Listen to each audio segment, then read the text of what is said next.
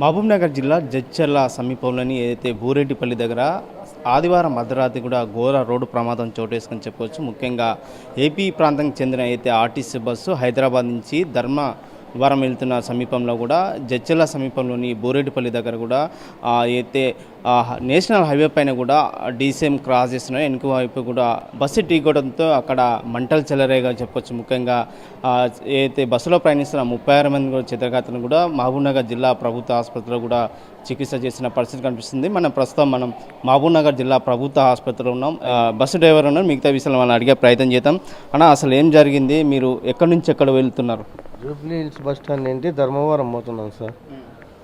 ధర్మవరం పోతున్నాము. జగ్చర్ల దాటినిచ్చి డీసీఎం 2 బండ్లు ఇక్కడ కర్నూలు వైపే వెళ్తున్నాయి.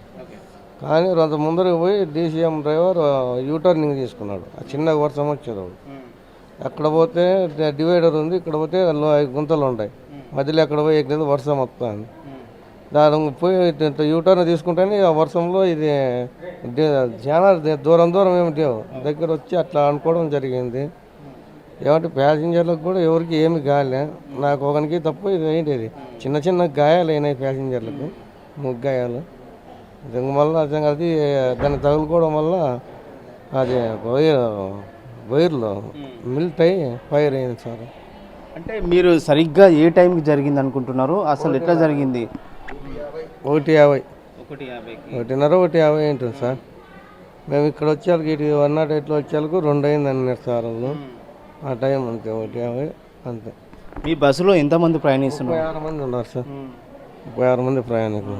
డీకును మంటలు ఎంబడే వాపించావా? తర్వాత ఈడ్చుకొని పోయి ముందరికి పెట్టినాక చిన్నగా లేచినాయి. నేను అప్పటికే ప్రెస్ అయిపోయినా, దాని స్టీరింగ్ను సీటుకు ఇట్లా లోపల అప్పటికే చిన్నగా ఫైర్ అవుతా అనేది రోడ్ అంటే వాళ్ళు ప్రయాణికులంతా పీకి విడదీయడంతో బయటకు వచ్చినారు.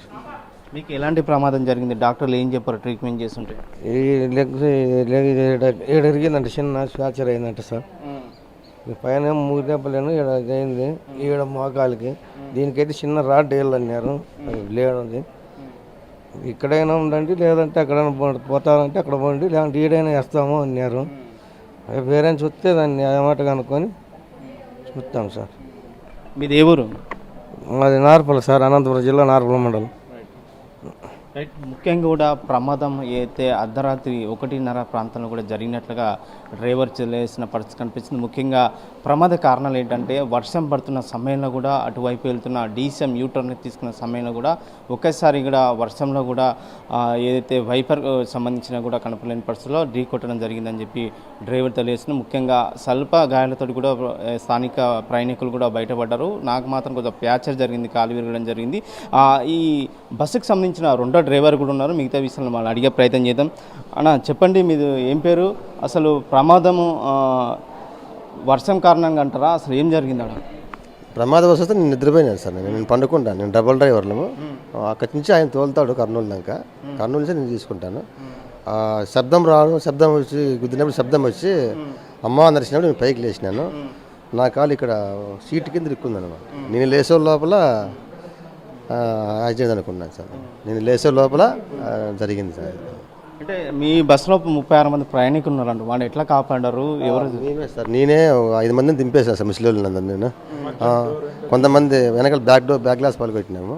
కొంతమంది పిల్లలు కార్ డ్రైవర్లంతా వచ్చి వాళ్ళు హెల్ప్ చేసి పిల్లలందరినీ ముసలిళ్ళందరినీ కింద దింపేసినాము అందరు. నేను ప్లస్ వాళ్ళని దింపిన తర్వాత మా డ్రైవర్ని మేము కాపాడే ప్రయత్నంలో చేసాం. అప్పుడు చిన్న మంటలు పోలేదంటే నేనే వాటర్ బాటిల్ తీసుకొని కొన్ని పోసిన కాళ్ళ దగ్గర. అప్పుడు ఫైర్ తక్కువైంది. నెక్స్ట్ ఇతను తీసేళ్ళ లోపల తీసేకి 15 నిమిషాలు పట్టింది సార్. ఆయన్ని కావడంలే. పెద్ద రాడ్లు మా బస్సులోనే ఉన్నాయి. స్టీరింగ్కి మాకాలు 2 మాకాలు అనకపోయినాయి సార్. రావడంలో అరుస్తున్నాడు, పీకితే ఇరిగిపోతుంది. ఆల్రెడీ ఇరిగిపోయింది సార్. అందులోకి ఎవరో కార్ డ్రైవర్లు వచ్చి ఒక 5 మంది పిల్లలు వాళ్ళైతే హెల్ప్ చేసి కిందికి దించితే ఆయన నడచలేకపోతున్నాడు. ఎత్తుకొని వచ్చి రోడ్లోకి వేసి దానికి అంబులెన్స్ వచ్చిన తర్వాత మేము ఆయన్ని పంపించినాం సార్. అక్కడి నుంచి నేను ఫైర్ ఇంజిన్ వేసిన తర్వాత బస్సు కాలిపోయిన తర్వాత నేను పోలీస్ స్టేషన్కి తీసుకుపోయాను. అది జరిగింది.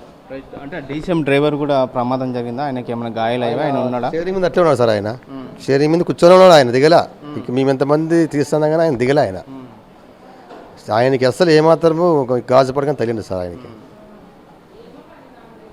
Right, thank you. మొత్తం మీద కూడా అయితే ఆదివారం మధ్యరాత్రి చోటు చేసుకున్న పెను ప్రమాదం తప్పిందని చెప్పుకోవచ్చు. ముఖ్యంగా 44 నేషనల్ హైవే పైన కూడా పెను ప్రమాదం తప్పింది చెప్పుకోవచ్చు. ముఖ్యంగా ఏపీ ప్రాంతానికి చెందిన ఆర్టీసీ బస్సు కూడా ఏదైతే ధర్మవరం డిపోకి చెందిన బస్సు కూడా పెను ప్రమాదం తప్పింది. హైదరాబాద్ నుంచి కూడా 36 మంది ప్రయాణికులతో వెళ్తున్న సమయంలో కూడా జడ్చర్ల ప్రాంతంలో ఈ ప్రమాదం చోటు చేసుకున్న నేపథ్యంలో స్థానికులు వెంటనే అప్రమత్తమై కూడా బస్సులో ఉన్న ప్రయాణికులను దింపే ప్రయత్నం చేశారు. గాయాలైన వారిని కూడా జిల్లా ఆసుపత్రికి తరలించిన. ఉత్తమీన కూడా పెను ప్రమాదం తప్పిన చెప్పుకోవచ్చు.